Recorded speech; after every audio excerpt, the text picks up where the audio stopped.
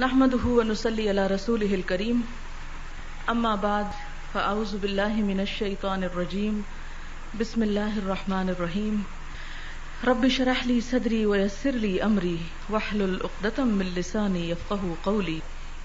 اللہ تعالیٰ نے اس دنیا کو تخلیق کیا، آدم علیہ السلام کو پیدا کیا اور زمین پر خلیفہ بنا کر بھیجا۔ آدم علیہ السلام کو ہدایت اور نبوت بھی عطا کی۔ مسند احمد کی روایت کے مطابق دنیا میں انسانوں کی ہدایت کے لیے 1,24,000 پیغمبر آئے۔ اللہ تعالیٰ قرآن پاک میں فرماتے ہیں وَإِن مِّن أُمَّةٍ إِلَّا خَلَا فِيهَا نَذِيرٌ، کوئی امت ایسی نہیں گزری کہ جس میں کوئی ڈرانے والا، خبردار کرنے والا موجود نہ ہو۔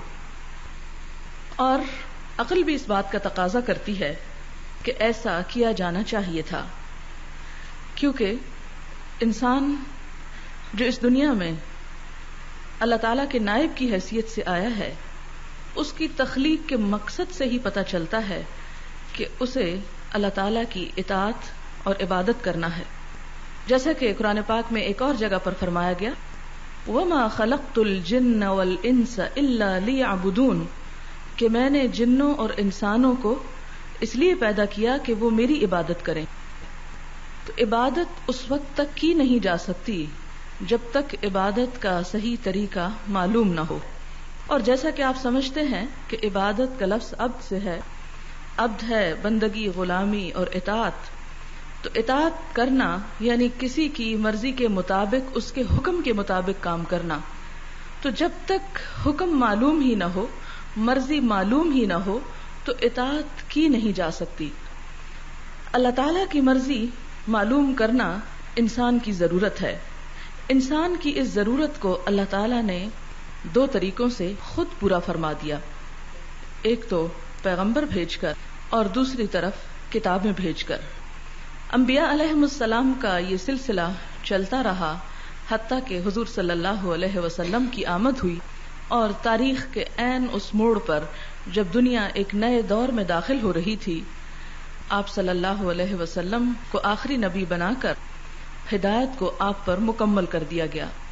جیسا کہ قرآن پاک میں آتا ہے اليوم اکملت لکم دینکم واتممت علیکم نعمتی وردیت لکم الاسلام دینا، کہ آج میں نے تمہارے لیے تمہارا دین مکمل کر دیا۔ اور دین بمانا طریقہ زندگی، کہ زندگی میں کیا کچھ کرنا ہے۔ وَأَتْمَمْتُ عَلَيْكُمْ نِعْمَتِي، اور میں نے تمام کر دی کیا چیز؟ نعمتی، اپنی نعمت۔ اور نعمت یہاں کیا ہے؟ ہدایت کی نعمت، کہ انسانیت کو جس ہدایت کی ضرورت تھی اور جس ہدایت کی آمد کا سلسلہ حضرت آدم علیہ السلام سے شروع ہوا، اس کی تکمیل محمد صلی اللہ علیہ وسلم پر ہو گئی۔ وَرَدِيتُ لَكُمُ الْإِسْلَامَ دِينًا، اور تمہارے لیے دین اسلام کو میں نے پسند کیا۔ اور نہ صرف اس میں ہم امت مسلمہ ہیں، بلکہ اس میں تمام انسانیت شامل ہو جاتی ہے، کہ اب رہتی دنیا تک اللہ تعالیٰ کے دین کے طریقوں کو معلوم کرنے کے لیے حضور اکرم صلی اللہ علیہ وسلم کے ساتھ تعلق ضروری ہے اور ان کی پہچان ضروری ہے۔ لہذا یہ بات مناسب معلوم ہوتی ہے کہ ہم یہ دیکھیں کہ حضور اکرم صلی اللہ علیہ وسلم کی رہنمائی اور آپ کے دیے ہوئے طریقوں سے ہم کس طرح فائدہ اٹھا سکتے ہیں، اور کس طرح اس میسج کو جو آپ صلی اللہ علیہ وسلم کے بعد، ختم نبوت کے بعد آپ کی امت کی ذمہ داری بنا دی گئی کہ وہ اس پیغام کو دوسروں تک پہنچائے، ہم اس پیغام کو دوسروں تک کس طرح پہنچائیں۔ ہم دیکھتے ہیں کہ جب تک کسی سے تعلق درست نہ ہو، اس وقت تک اس چیز سے صحیح معنی میں فائدہ اٹھایا نہیں جا سکتا۔ اس کی بالکل ایک سادہ سی مثال ہے کہ مثلاً آپ بلب روشن کرنا چاہتے ہیں، بلب اسی وقت روشن ہو سکتا ہے جب اس کا تعلق یا اس کا واسطہ مین پاور ہاؤس کے ساتھ جڑا ہوا ہو۔ اگر کہیں پر بھی کوئی گڑبڑ ہو، کہیں پر بھی کوئی ڈسکنیکشن ہو، تو یہ بلب روشن نہیں ہو سکتا۔ ہماری زندگیوں میں بھی اس وقت تک روشنی آ نہیں سکتی ہم بھی اس وقت تک دنیا کے لیے روشنی کا نمونہ اور ہدایت کا پیغام دینے والے بن نہیں سکتے جب تک کہ ہمارا تعلق حضور اکرم صلی اللہ علیہ وسلم سے صحیح معنوں میں جڑا ہوا نہ ہو. لہذا آپ کے ساتھ تعلق ہماری ایک ضرورت ہے، لیکن سوال یہ پیدا ہوتا ہے کہ ہم اپنا یہ تعلق کن بنیادوں پر استوار کریں، یعنی ہمارے اور آپ کے درمیان کون سی وہ چیزیں ہونی چاہیے کہ جس سے ہم یہ سمجھ سکیں کہ واقعی ہم آپ صلی اللہ علیہ وسلم کے ساتھ صحیح تعلق رکھتے ہیں. آپ دیکھیں کہ قرآن پاک میں اللہ تعالیٰ حضور اکرم صلی اللہ علیہ وسلم کی آمد کو رحمت قرار دیتے ہیں، اہل ایمان پر احسان قرار دیتے ہیں. ارشاد باری تعالیٰ ہے وما ارسلناک الا رحمتا للعالمین، کہ ہم نے آپ کو تمام جہان والوں کے لیے باعث رحمت بنا کر بھیجا. تو آپ کی رحمت سے بھی فائدہ اسی وقت اٹھایا جا سکتا ہے جب ہمارا اور آپ کا تعلق بالکل درست بنیادوں پر ہو، وہ کنیکشن جڑا ہوا ہو.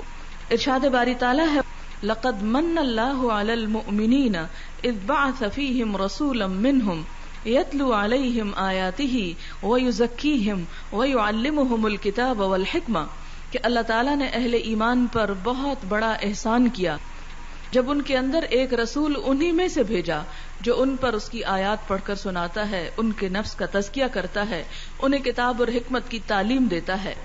تو آپ کے اس احسان سے بھی ہم اسی صورت میں فائدہ اٹھا سکتے ہیں جب ہمارا اور آپ کا تعلق درست ہو. بالکل اسی طرح جیسے اگر آپ پانی پینا چاہتے ہیں اور پانی ایک کولر کے اندر بند ہے لیکن اس کے باہر نکلنے کا راستہ یا اس کا پائپ جو ہے وہ اس کے ساتھ جڑا ہوا نہیں. آپ کی ٹیپ میں پانی ٹینکی سے اسی وقت آتا ہے جب وہ ٹینکی اور ٹیپ کا تعلق جو ہے وہ صحیح طور پر ہو، اور اسی صورت میں جب آپ اس کو کھولیں گے تو آپ بھی سیراب ہو سکیں گے، ادروائز نہیں. لہذا ہم آج یہ دیکھتے ہیں کہ آپ صلی اللہ علیہ وسلم کے ساتھ ہمارا تعلق کن کن بنیادوں پر ہے. اس میں سب سے پہلی بنیاد ایمان کی ہے کہ ہمیں آپ کی ذات پر صحیح معنوں میں ایمان لانا چاہیے. قرآن پاک میں اللہ تعالیٰ کا ارشاد ہے انا ارسلناک شاہدا ومبشرا ونذیرا لتؤمنوا باللہ ورسولہ وتعزروہ وتوقروہ، کہ ہم نے آپ صلی اللہ علیہ وسلم کو شاہد، حق کی گواہی دینے والا، ومبشرا اور خوشخبری دینے والا، ونذیرا اور ڈرانے والا، آگاہ کرنے والا بنا کر بھیجا. کیوں؟ لتؤمنوا، تاکہ تم ایمان لاؤ، باللہ ورسولہ، اللہ پر اور اس کے رسول پر. گویا اللہ تعالیٰ پر ایمان بھی اسی وقت درست ہو سکتا ہے جب رسول پر ایمان ہو، اس لیے کہ اللہ تعالیٰ تک پہنچنے کا ذریعہ بھی رسول اللہ صلی اللہ علیہ وسلم ہے، اور ہم آپ ہی کے بتائے ہوئے طریقے کے مطابق اللہ تعالیٰ کی ہستی پر ایمان رکھتے ہیں. لہذا آپ کی آمد ہمارے لیے باعث رحمت جب ہم آپ پر ایمان لائیں، اور ایمان صرف نہیں بلکہ اس آیت کے مطابق وَتُعَزِّرُوهُ وَتُوَقِّرُوهُ، کہ آپ کا ساتھ بھی دیں، آپ کے بازو مضبوط کریں اور آپ کی تعظیم و توقیر کریں، کہ آپ کا عزت اور احترام بھی ساتھ ہو. اسی طرح ایک اور آیت میں آتا ہے قُلْ يَا أَيُّهَا النَّاسُ إِنِّي رَسُولُ اللَّهِ إِلَيْكُمْ جَمِيعًا، آپ کہہ دیجئے کہ اے لوگو، میں یقینی طور پر اللہ کا رسول ہوں تم سب کی طرف. الذی لہ ملک السماوات، کون اللہ، کون وہ ذات، وہی ذات جس کی بادشاہت آسمان و زمین پر ہے. لا الہ الا ہو، جس کے سوا کوئی الہ نہیں. یحیی و یمیت، وہ زندہ کرتا ہے، وہ موت دیتا ہے. فآمنوا، لہذا میں جو رسول بن کر آیا ہوں تمہارے تک، تم کیا کرو، تمہیں اب کس طرح کردار ادا کرنا ہے. فآمنوا، ایمان لے آؤ، باللہ و رسولہ، اللہ پر اور اس کے رسول پر. کون ہے وہ رسول؟ النبی الامی، وہ نبی جو امی ہے. الذی یؤمن باللہ و کلماتہ، وہ جو اللہ اور اس کی باتوں پر ایمان رکھتا ہے. واتبعوہ، اور اس کا اتباع بھی کرو. لعلکم تفلحون، تاکہ تم فلاح پا جاؤ. پہلی آیت میں ایمان کے ساتھ تعظیم اور توقیر کی بات تھی، اور اس آیت میں ایمان کے ساتھ اتباع کی بات ہے. اسی لیے ہم دیکھتے ہیں کہ آپ کے ساتھ تعلق کی پہلی بنیاد جہاں ایمان ہے وہاں اس کے ساتھ آپ کا اتباع بھی اور آپ کی تعظیم و توقیر بھی ہے، جس کا آگے چل کر ذکر ہوگا۔ بخاری کی حدیث ہے، ان ابی ہریرہ ان رسول اللہ صلی اللہ علیہ وسلم سئل ای العمل افضل، کہ آپ صلی اللہ علیہ وسلم سے پوچھا گیا کہ سب سے افضل کام کیا ہے؟ فقال الایمان باللہ ورسولہ، آپ نے فرمایا کہ اللہ اور اس کے رسول پر ایمان لانا۔ لہذا سب سے اچھا کام اور اچھے کاموں کی پھر بنیاد اور اچھے کاموں کی قبولیت کا دار و مدار کس چیز پر ہے؟ اللہ اور اس کے رسول پر ایمان لانے پر۔ اب سوال یہ پیدا ہوتا ہے کہ ایمان کیا ہے؟ ایمان کس چیز سے مل کر بنتا ہے؟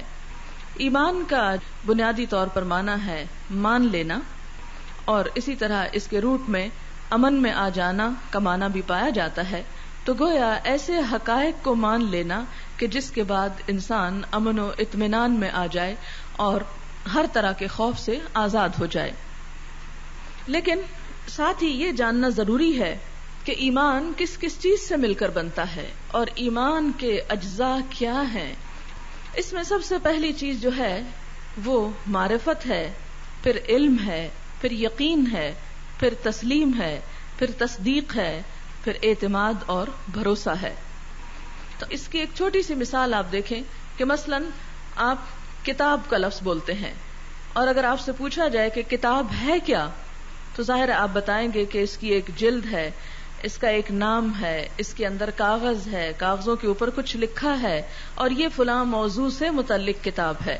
جب جا کر ایک کتاب کا تعارف، اور یہ بھی ادھورا سا، کیونکہ اس کے علاوہ بھی بہت سی چیزیں اس میں ہوں گی کہ جن کا تعارف ضروری ہے۔ اسی طرح آپ کسی شخص کا نام لیتے ہیں، مثلاً آمنہ، لیکن آمنہ ایک نام ہے، اس نام کے اندر اس کی بہت سی چیزیں چھپی ہوئی ہیں، اس کی عمر، اس کا قد، اس کا وزن، اس کی تعلیم، اس کی پسند اور ناپسند، اور بہت کچھ۔ اسی طرح ہم عام طور پر لفظ ایمان تو بہت بولتے ہیں، لیکن کبھی یہ جاننے کی کوشش نہیں کی کہ خود ایمان کے اندر کیا کچھ چھپا ہوا ہے، اور خود ایمان کس کس چیز کا تقاضا کرتا ہے، اور ایمان کس چیز سے مل کر بنتا ہے، اور اگر اس میں سے کوئی ایک حصہ نکال دیں تو اس کی تصویر مکمل نہیں ہوتی۔ اگر آپ نے کبھی جگسا دیکھی ہو جس میں کسی ایک تصویر یا کسی ایک چیز کو مختلف پیسز میں کاٹ دیا جاتا ہے اور پھر ان پیسز کو مکس اپ کر کے بچوں سے کہا جاتا ہے کہ اس کو دوبارہ وہی بناؤ، تو وہ مختلف پیسز لگا کے اس کو اسی طرح جوڑتے ہیں کہ وہ دوبارہ وہی چیز بن جاتی ہے، اور اگر اس میں سے ایک پیس بھی مسنگ ہے تو آپ دیکھیں گے کہ وہ تصویر کمپلیٹ نہیں ہوتی، اور اگر تصویر مکمل نہ ہو اور وہ تصور ادھورا ہو تو پھر حقیقی طور پر اس سے فائدہ نہیں اٹھایا جا سکتا۔ اسی طرح ایمان کا مزہ ہمیں آ نہیں سکتا جب تک ہمارے ایمان میں یہ ساری چیزیں موجود نہ ہوں۔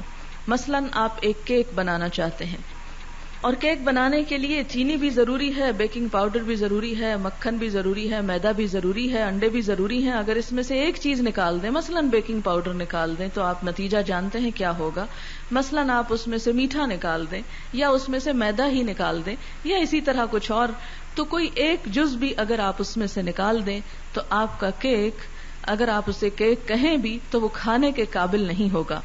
اسی طرح ایمان کے جو اجزاء ہیں اگر یہ مکمل نہیں تو کہنے کو لفظ تو ایمان ہے لیکن وہ ادھورا ہوگا اور اس کا وہ لطف یا مزہ نہیں ہوگا۔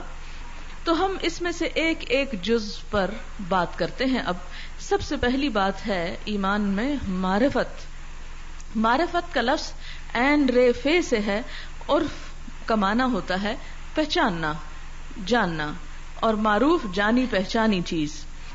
تو ایمان میں سب سے پہلے جس ہستی پر یا جس چیز پر ایمان لایا جا رہا ہے اس کی پہچان ضروری ہے، اور اس طرح کی پہچان کہ اسے دوسرے سے الگ کر لیا جائے، اس کی تمیز کی جائے کہ ہاں اس کی حقیقت یہ ہے اور اس کے علاوہ کچھ دوسری چیزیں اور۔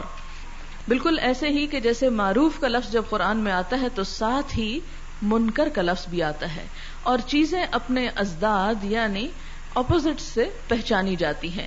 جیسے روشنی کی بات آپ کریں تو اندھیرے کا تصور ساتھ خود ہی آ جاتا ہے، اور اندھیرا اور روشنی جیسے الگ الگ چیزیں ہیں، اسی طرح معرفت جو ہے وہ ایسی پہچان کہ جس میں کسی چیز کی صحیح حقیقت معلوم ہو جائے. مثلاً آپ رات کے وقت چل رہے ہیں اور ایک سانپ جا رہا ہے، ہو سکتا ہے کہ آپ اس کو رسی سمجھ کر اٹھا لیں، تو آپ کا اس سانپ کو اٹھانا آپ کے لیے خطرناک ہو سکتا ہے. بالکل اسی طرح اگر کوئی شخص نبی ہے نہیں اور آپ اس کو نبی مان لیں تو آپ کے سارے اعمال اور ساری کی ساری نیکیاں برباد ہو سکتی ہیں. تو اس لیے سب سے پہلا حصہ جو ہے، یا سب سے پہلی چیز جو ہے، وہ معرفت کی صحیح پہچان، کہ آپ اس کو صحیح طور پر جان سکیں کہ واقعی وہ نبی ہے. اب اس میں آپ دیکھیں کہ مثال کے طور پر آپ کسی بھی شخص کو جب پہچانتے ہیں تو اس کے لیے کچھ نہ کچھ علامات ہوتی ہیں. مثلاً اگر آپ کے سامنے کسی ڈاکٹر کا ذکر کیا جائے تو آپ کو اس کی معرفت میں کچھ چیزیں کام آئیں گی کہ آپ کے ذہن میں فوراً ایک تصور ابھرے گا کہ ڈاکٹر کو ایسا اور ایسا ہونا چاہیے، اور جب وہ چیزیں اس میں موجود ہوں تو آپ کہیں گے کہ یہ ڈاکٹر ہے. پھر اسی طرح اگر آپ ایک سونار کو ذہن میں لاتے ہیں، گولڈ سمتھ کو، تو اس میں آپ کے ذہن میں کچھ چیزیں سامنے آئیں گی. مثلاً ایک شخص اگر زیور گھڑنا ہی نہیں جانتا اور آپ اس کو سونار مان رہے ہیں تو آپ کا یہ ماننا حماقت ہے. تو اسی طرح انبیاء علیہم السلام جو ہوتے ہیں وہ عام انسانوں سے مختلف ہوتے ہیں، ان کی زندگی جو ہوتی ہے وہ دوسرے انسانوں سے مختلف ہوتی ہے. یہی وجہ ہے کہ حضور صلی اللہ علیہ وسلم پر جب ایمان کی بات ہوگی تو ہم یہ دیکھیں گے کہ آپ کی وہ 40 سالہ زندگی، جب آپ کو نبی بنایا گیا تو اس 40 سالہ زندگی میں وہ کون سی چیزیں تھیں کہ جو دوسرے لوگوں سے مختلف تھیں، اور اس میں نمایاں خصوصیات ہمیں نظر آتی ہیں کہ جو سارے لوگ کہتے ہیں کہ الصادق اور الامین تھے، اور اسی طرح الامی تھے کہ آپ نے کسی سے پڑھا نہیں، کسی سے جانا نہیں، 40 سال تک آپ کی زبان پر کوئی ایسے لفظ نہیں آئے، اور یکایک پھر آپ نے وہ کچھ تعلیم دی کہ جس سے دنیا روشن ہو گئی. اور جیسا کہ آپ جانتے ہیں کہ جنوبی عرب یعنی مکہ جہاں پر واقع ہے، یہ اس دور میں جبکہ حضور صلی اللہ علیہ وسلم 6 صدی میں تشریف لائے، دنیا کا بیکورڈ ترین علاقہ تھا. وہاں کوئی آرٹ، کوئی ہسٹری، کوئی فن، کوئی تعلیم، کوئی مدرسہ، کوئی اسکول، کوئی بھی چیز موجود نہ تھی، اور کسی بھی قسم کے پڑھنے لکھنے کو لوگ ناپسندیدہ سمجھتے تھے اور حافظے پر اعتماد زیادہ کیا کرتے تھے. تو مکہ میں کسی قسم کی کوئی ایکٹیویٹی نہ تھی اور وہ بالکل ایک غیر مہذب قوم تھی. یعنی آپ صلی اللہ علیہ وسلم نے کسی تہذیب کے دامن میں یا کسی تہذیب کے گہوارے میں جنم نہیں لیا، بلکہ ایک صحرائی علاقے میں اور ایک ایسے علاقے میں کہ جہاں کسی قسم کا علم اور ہنر نہ تھا. اور پھر 40 سال تک آپ کی زندگی میں کوئی ایسی چیز نہ تھی کہ جس میں ہم دیکھیں کہ آپ تیاری کر رہے تھے کسی بڑے پروگرام کی یا کسی بڑے لیڈر بننے کی، کوئی ایسی چیز نظر نہیں آتی. اسی طرح ہم دیکھتے ہیں کہ آپ کے جو ساتھی تھے، آپ کا جو غلام تھا، آپ کی بیوی، آپ کا عزیز دوست اور آپ کا چچا کا بیٹا، یہ تمام لوگ جو دن رات آپ کے ساتھ رہتے تھے، انہوں نے سب سے پہلے آپ کی حقیقت کو، آپ کی نبوت کو تسلیم کیا، جو بذات خود اس بات کی دلیل ہے کہ آپ صلی اللہ علیہ وسلم کے اندر جو چینج آیا اور وحی کے ذریعے جو کچھ آپ نے دیا وہ بالکل ایک انوکھی چیز تھی اور بالکل حق بات تھی. کیونکہ کسی انسان کی حقیقت یا کسی انسان کی اصلیت جو اس کے قریب کے لوگ ہیں وہ بتائیں، یا وہ اس پر ایمان لے آئیں، یا وہ اس سے متاثر ہوں، تو وہ اس کی سچائی کی سب سے بڑی دلیل ہے. لہذا معرفت کے لیے لازمی طور پر علم چاہیے. اور کس چیز کا علم؟ خود اس ہستی کے بارے میں علم اور اس کے انوائرنمنٹ کے بارے میں علم، کہ وہ جہاں پر آیا وہ جگہ کیا تھی اور وہ خود کیا چیز تھی. اور جب ہم یہ جان لیتے ہیں تو پھر اس کے بعد ہمارا ایمان زیادہ پختہ ہو جاتا ہے. اس کے بعد یہ ہے کہ جب ہم پہچان لیں ایک چیز کو، مثلاً آپ دیکھیں کہ ایک جوہری جو ہے ایک ہیرے اور ایک پتھر کا فرق بہت اچھی طرح جانتا ہے. جب وہ ہیرے کو پہچانتا ہے تو پھر اس کی بڑی سے بڑی قیمت دینے کو بھی تیار ہو جاتا ہے. لیکن ایک عام شخص جو ہے وہ جب اس کو پہچانتا نہیں تو اس سے فائدہ بھی نہیں اٹھا سکتا. ہو سکتا ہے کہ وہ اس کو ایسے ہی پھینک دے، پتھر سمجھ کر پھینک دے اور اس کی قیمت نہ جانے. اسی طرح جب ہمیں صحیح معنوں میں پہچان ہو جاتی ہے آپ صلی اللہ علیہ وسلم کی، پھر جو اس کے بعد ہمارا آپ کی طرف دل کھنچتا ہے اور آپ پر ایمان کی کیفیت ہوتی ہے، وہ اسی وقت ہوتی ہے جب وہ پھر معرفت اور علم آتا ہے تو یقین فوراً آنے لگتا ہے. یعنی اگلا درجہ جو ہے وہ یقین کا ہے. جب تک علم نہ ہو انسان کا یقین پختہ نہیں ہو سکتا. یعنی ہم صرف سنی سنائی باتوں پہ اگر ایمان رکھیں یا مان لیں تو وہ ایمان کمزور ایمان ہوگا. لیکن جب ہم آپ کی ہستی کو اور آپ کی حقیقت کو ہیرے کی طرح پہچان لیں, ہمارے اندر جوہری کی نظر پیدا ہو جائے, تو پھر ہم آپ سے کبھی بھی لاپرواہ نہ ہوں, کبھی بھی آپ سے بے نیاز نہ ہوں. پھر ہماری بھی وہی کیفیت ہو جائے جسے قرآن نے بیان کیا کہ النبی اولا بالمؤمنین من انفسہم, کہ نبی صلی اللہ علیہ وسلم تو مومنین کو اپنی جانوں سے بھی زیادہ قریب ہیں, اپنے آپ سے بھی زیادہ اچھے لگتے ہیں. اور پھر وہی کیفیت ہو جائے کہ جس میں آپ نے فرمایا کہ اس شخص کا ایمان مکمل نہیں ہو سکتا جب تک میں اسے ہر چیز سے زیادہ عزیز نہ ہو جاؤں. اور یہ محبت اسی وقت آ سکتی ہے جب ہمیں آپ کی قدر و قیمت معلوم ہو, اور پھر آپ کی باتوں پر یقین اسی وقت آ سکتا ہے, اور آپ کی سچائی پر اعتماد اسی وقت ہو سکتا ہے جب ہمارے پاس معرفت اور علم ہو. پھر آپ دیکھیں کہ جو جو یقین بڑھتا چلا جائے, انسان کی تسلیم بھی بڑھتی چلی جاتی ہے, انسان سر خم کرتا چلا جاتا ہے, انسان سرنڈر کر دیتا ہے, اپنے آپ کو سبمٹ کر دیتا ہے, اپنی حقیقت جانتا ہے کہ میں جاہل ہوں اور آپ دراصل عالم ہیں, آپ دراصل رہنما ہیں اور میں آپ کا فالوور ہوں, آپ کا ہی دراصل مجھے اتباع کرنا ہے. پھر ساری کیفیات یکے بعد دیگرے انسان کے اندر جنم لیتی چلی جاتی ہیں, اور پھر انسان لامحالہ طور پر تصدیق کر دیتا ہے. اور یہی وہ پوائنٹ ہے, جب انسان تصدیق کرتا ہے تو اس کا ایمان مکمل ہو جاتا ہے. پھر آپ صلی اللہ علیہ وسلم نے ایمان کی خود وضاحت فرما دی. مسند الدیلمی میں ایک روایت آتی ہے کہ لیس الایمان بالتمنی ولا بالتحلی ولکن ہوا ما وقر فی القلب وصدقہ العمل, کہ ایمان تمناؤں اور آرزوؤں کا نام نہیں, کوئی بناوٹی چیز نہیں. تحلی حلیہ سے ہے, زیور پہننا, جیسے کہ انسان لے کے کوئی تاج سر پہ رکھ لے یا کوئی گلے میں ہار ڈال لے ایمان کا, یہ چیز نہیں ہے ایمان. یہ صرف ظاہری کیفیات کا نام نہیں. ظاہریت میں تو منافق بھی بڑے بڑے کام کرتے تھے لیکن انہیں اہل ایمان کی صف میں شامل نہیں کیا گیا.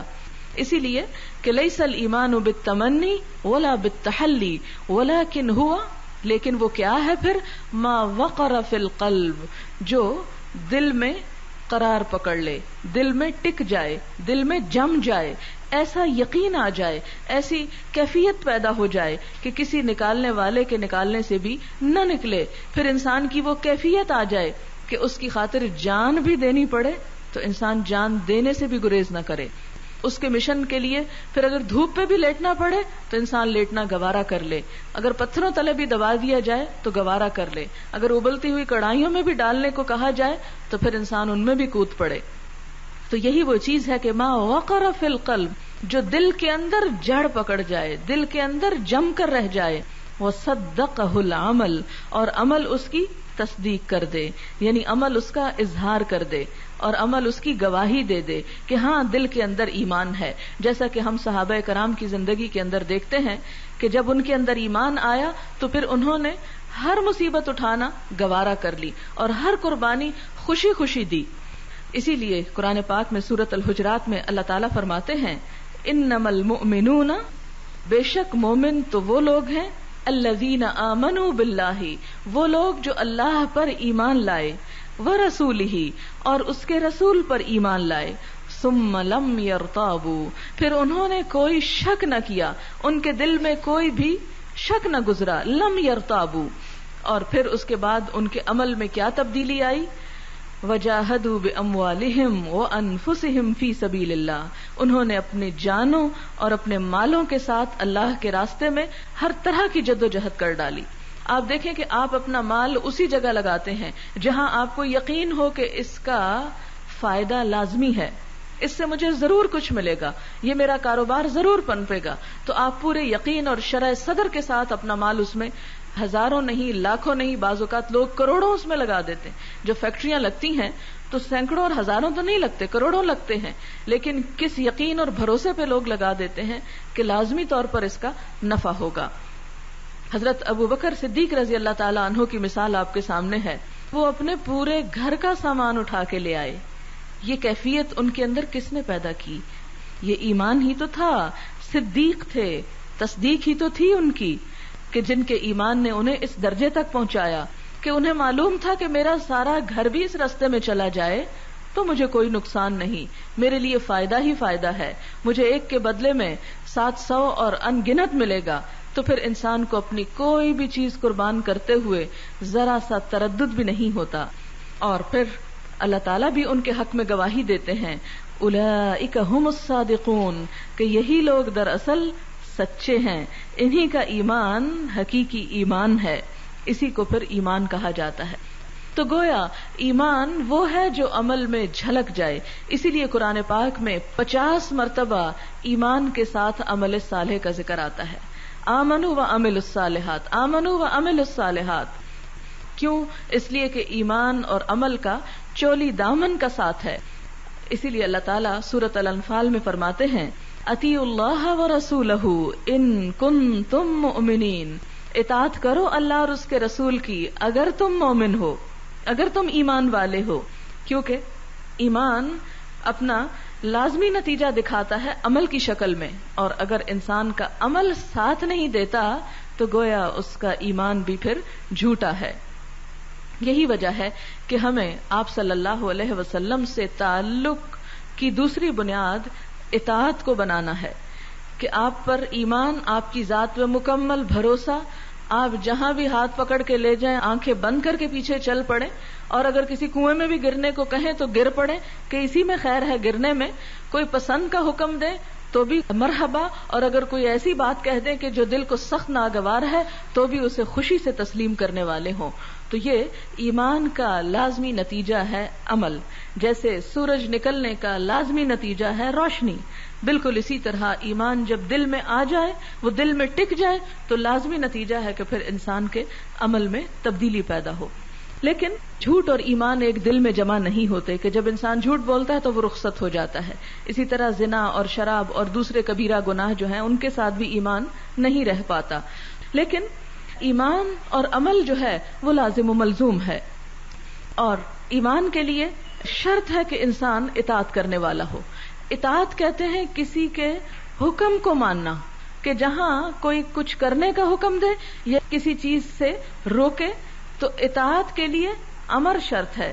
میں اس لیے اس پر سٹریس کر رہی ہوں کہ آگے اتباع کا لفظ آئے گا، اور اتباع میں حکم نہیں ہوتا، وہ صرف دیکھ کر عمل کرنا ہوتا ہے کسی کی ذات کو.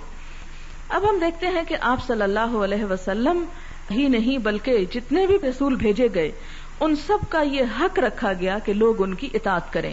سورۃ النساء میں ہے، وَمَا أَرْسَلْنَا مِن رَّسُولٍ إِلَّا لِيُطَاعَ بِإِذْنِ اللَّهِ، ہم نے جو بھی کوئی رسول بھیجا اس لیے بھیجا کہ لوگ اللہ کے اذن سے اس کی اطاعت کریں، اس کی بات مانیں، اس کے حکم پر چلیں. اور اسی لیے سورۃ الحشر میں فرمایا گیا، وَمَا آتَاكُمُ الرَّسُولُ فَخُذُوهُ، جو رسول تمہیں دیتے ہیں اسے پکڑ لو، لے لو. وَمَا نَهَاكُمْ عَنْهُ فَانْتَهُوا، اور جس چیز سے وہ روکتے ہیں اس سے رک بھی جاؤ. تو اطاعت دو چیزوں سے مل کر بنتی ہے، ایک جو کہا جائے وہ کر لیا جائے، اور جس چیز سے روکا جائے اس سے انسان رک جائے. سورۃ الانفال میں آتا ہے، یا ایھا الذین آمنوا، اے لوگو جو ایمان لا چکے ہو، استجیبوا للہ وللرسول اذا دعاکم لما یحییکم، کہ اے اہل ایمان جواب دو اللہ اور اس کے رسول کو، بات مان لو اللہ اور اس کے رسول کی، لبیک کہو اللہ اور اس کے رسول کو، اذا دعاکم جب وہ بلائیں تم کو، لما یحییکم اس چیز کی طرف جو تمہیں زندگی بخشنے والی ہے. یعنی جو کچھ وہ تمہیں دے رہے ہیں اگر وہ تمہیں مشکل بھی نظر آ رہا ہے اس کو پکڑنا، اس بوجھ کو اٹھانا، تو سمجھو کہ اسی میں تمہاری خیر ہے اور بھلائی ہے اور زندگی ہے. اور اس سلسلے میں واضح طور پر مومن مردوں اور عورتوں کو بھی کہا گیا کہ آپ کے کسی حکم کی مخالفت نہ کریں.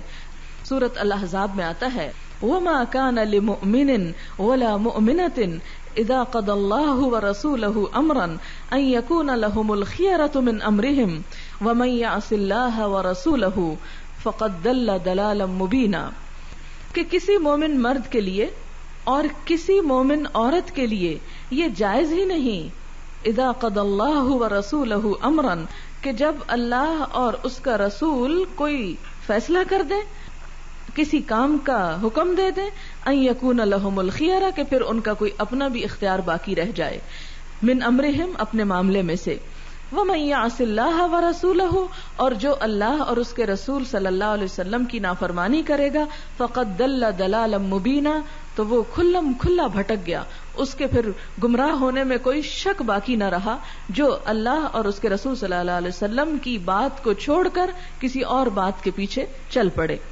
اور سورۃ النور میں یہ بھی فرمایا گیا وَإِن تُطِيعُوهُ تَهْتَدُوا، اگر تم اس کی اطاعت کرو گے تو ہدایت پاؤ گے۔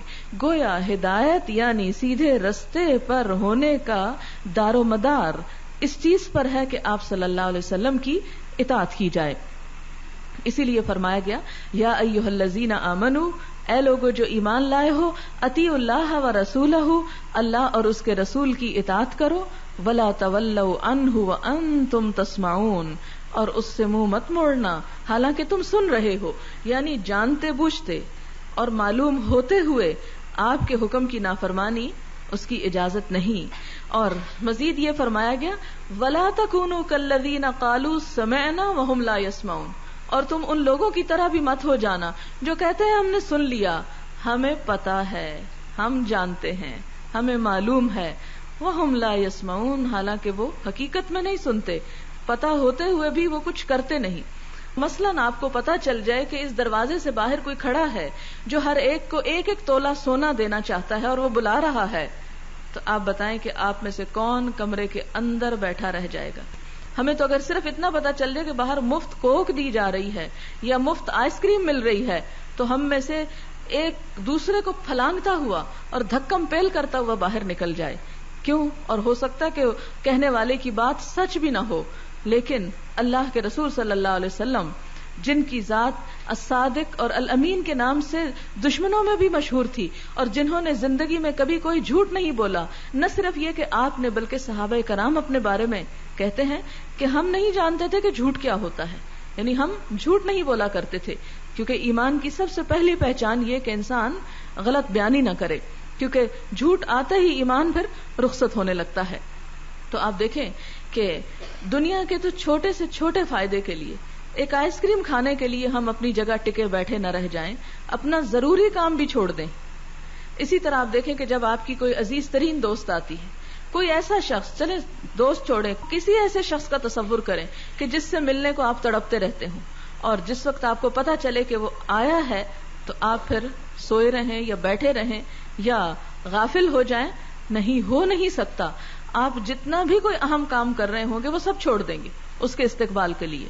تو پھر اسی طرح اگر اللہ کے رسول صلی اللہ علیہ وسلم پر ایمان ہے اور آپ کی ذات سے محبت ہے تو پھر یہ کیسے ہو سکتا ہے کہ آپ کوئی بات کہیں اور ہم سنی انسنی کر دیں اور اس کے لیے اٹھ بھی نہ کھڑے ہوں؟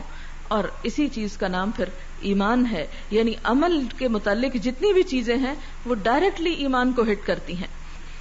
پھر اسی طرح اللہ تعالیٰ وارننگ دیتے ہیں قل اطیعوا اللہ و اطیعوا الرسول، انہیں کہہ دو کہ اللہ اور اس کے رسول کی اطاعت کرو، اللہ کی اطاعت کرو اور رسول صلی اللہ علیہ وسلم کی اطاعت کرو۔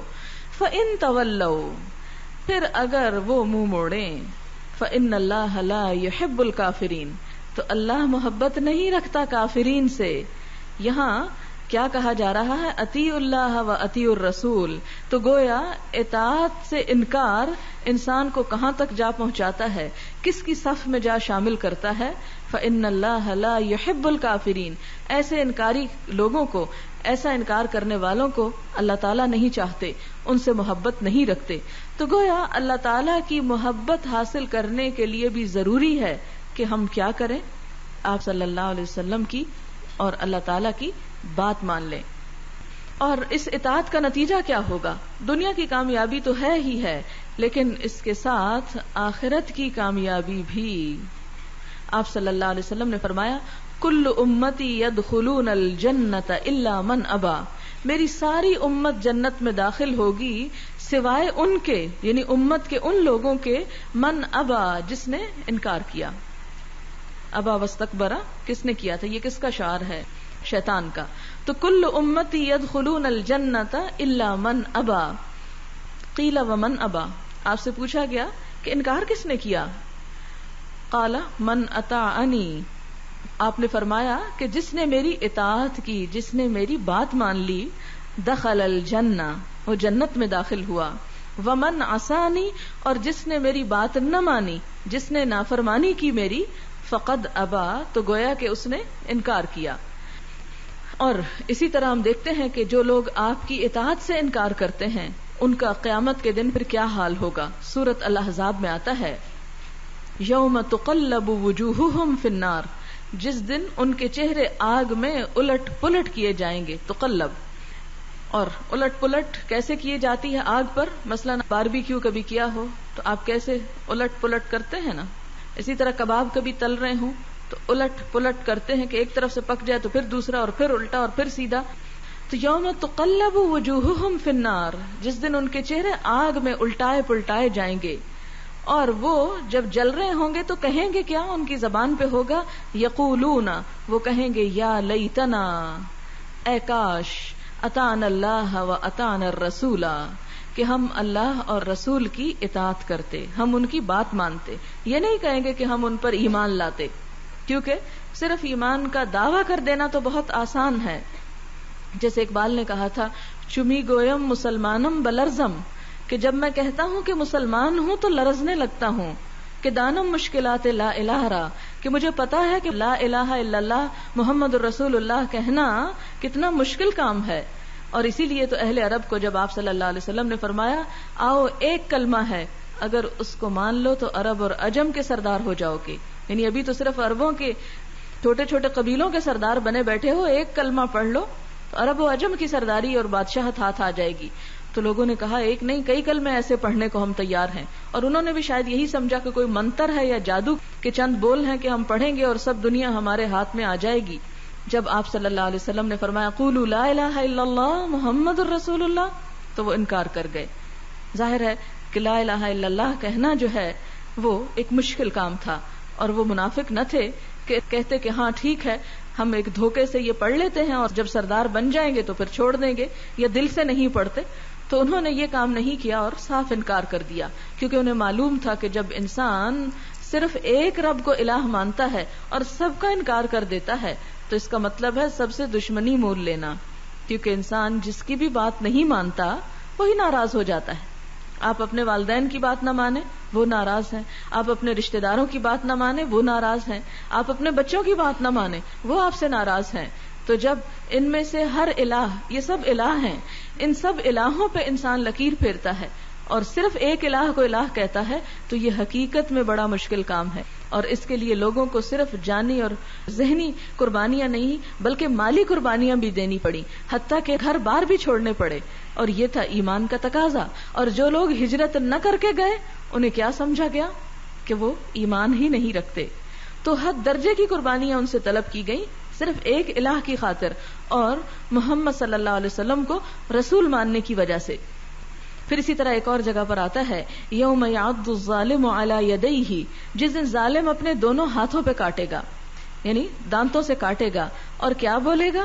یقول یا لیتنی اتخذت مع الرسول سبیلا، کہے گا اے کاش کہ میں رسول کے ساتھ اپنا رستہ بناتا، یعنی رسول اللہ صلی اللہ علیہ وسلم کی پیروی کرتا، ان کے طریقے پر چلتا، اسی کو اپنی زندگی کا نارم بناتا۔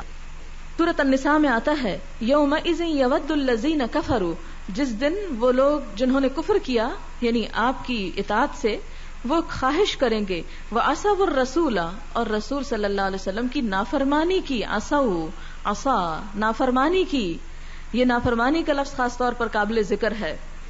وہ قیامت کے دن کیا کہیں گے، کیا چاہیں گے؟ لو تسوا بہم الارض، کاش زمین ان پہ برابر کر دی جائے، یعنی زمین پھٹے وہ اس میں سما جائیں اور اوپر سے برابر کر دیں۔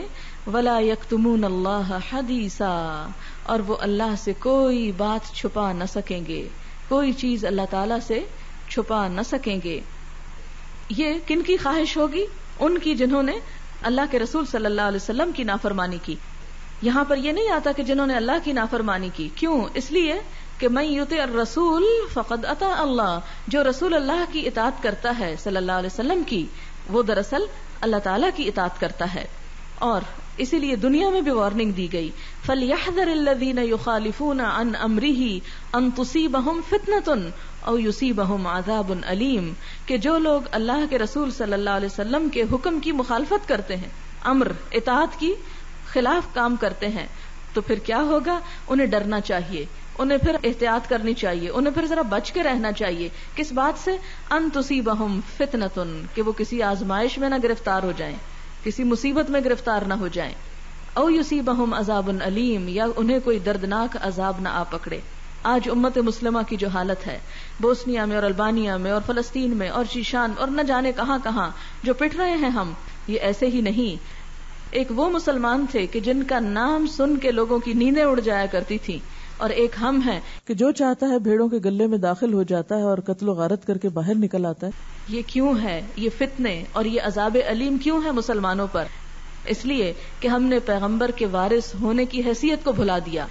ہم نے وہ کام چھوڑ دیا کہ جس کے لیے اللہ نے ہمیں خیر امتن کہا، اور رسول صلی اللہ علیہ وسلم کی صحیح معنوں میں اطاعت اور فرما برداری کر کے نہ دکھائی.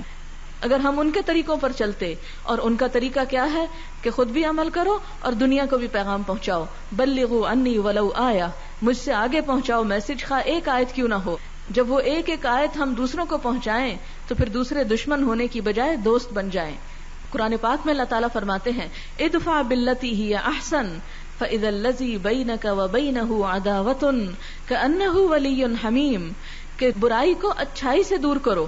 اور کیا کہ اگر وہ تمہیں برائی کے میسج دیتے ہیں تو تم کیا کرو؟ مقابلے میں انہیں اچھائی کی بات بتاؤ. تو اس سے کیا نتیجہ ہوگا؟ فاذا الذی بینک وبینہ عداوۃ، تو جن لوگوں یا قوموں کے درمیان تمہاری دشمنی ہے ان سے کیا ہوگا؟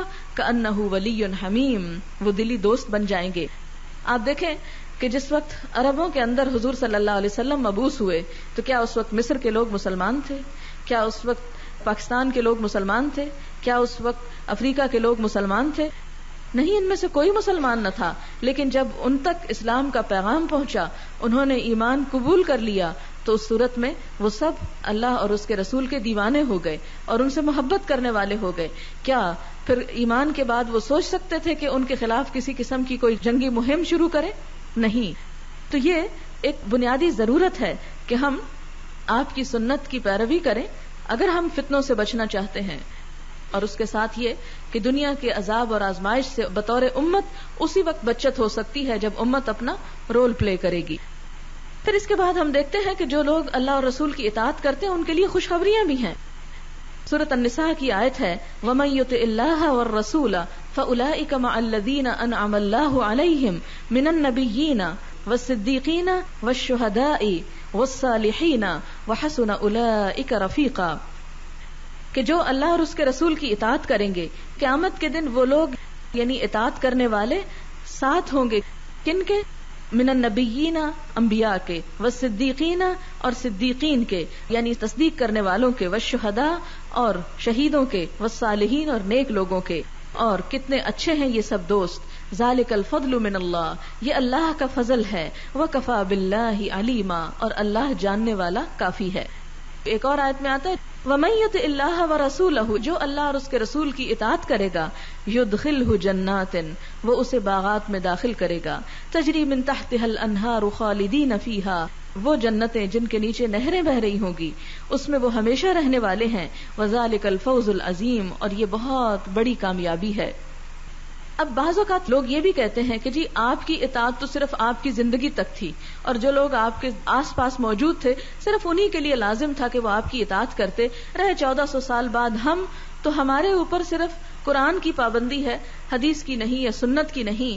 تو آپ صلی اللہ علیہ وسلم کو اللہ تعالیٰ نے صرف اپنے دور کے لیے نہیں بھیجا تھا، جیسے کہ ایک آیت میں آپ پہلے بھی سن چکے ہیں کہ الا رحمتا للعالمین، تمام جہانوں کے لیے. تو آپ سے رحمت کا ہم اسی وقت فائدہ اٹھا سکتے جب ہم آپ کا حق ادا کریں، اس لیے کہ یک طرفہ طور پر تو رحمت نہیں آتی. اس کی مثال یوں سمجھیں کہ باہر روشنی موجود ہے لیکن آپ نے آنکھیں بند کی ہوئی ہیں، آپ تو کچھ نہیں دیکھ سکتے، آپ تو اندھے ہی رہیں گے. اسی طرح آپ کی رحمت اور آپ کا پیغام اور وہ سب کچھ جہاں چاہے موجود ہو، لیکن اگر ہم آنکھیں نہیں کھولیں گے، ہم اپنے حصے کا حق ادا نہیں کریں گے تو ہم اس سے صحیح معنوں میں فائدہ اٹھا نہیں سکتے. پھر اسی طرح آپ دیکھیں کہ ایک اور آیت بھی آپ سن چکے کہ قل یا ایھا الناس انی رسول اللہ الیکم جمیعا، تو یا ایھا الناس میں ہم سب بھی شامل ہو جاتے ہیں. اور ہم نے بھی جب کلمہ پڑھا، اسلام لائے، تو صرف لا الہ الا اللہ نہیں پڑھا محمد الرسول اللہ بھی پڑھا، اور محمد الرسول اللہ کا معنی ہی یہ ہے کہ اللہ کے وہ رسول ہیں، ہم اس کو مانتے ہیں. رسول کا کیا مطلب ہے؟ پیغام دینے والا. تو جب آپ کا پیغام ہی ہم نے نہیں سننا یا نہیں لینا یا اسے قبول نہیں کرنا یا اس کی اطاعت نہیں کرنا، تو پھر آپ کو ماننا ایسا ہی ہے کہ جیسے آپ آئنسٹائن کو مان لیں. اس لیے کہ دنیا کے ایک بڑی ہستی تھے، بہت سے لوگ بڑے بڑے لوگوں کو ہیروز مانتے ہیں، پھر آپ کا ان کو ماننا ایک ہیرو کے طور پہ ماننا ہے، رسول کے طور پر ماننا نہیں ہے. رسول کے طور پر ماننا اس بات کا تقاضا کرتا ہے کہ ہم وہ سب کچھ کریں جو آپ نے ہمیں دیا ہے بطور دین کے.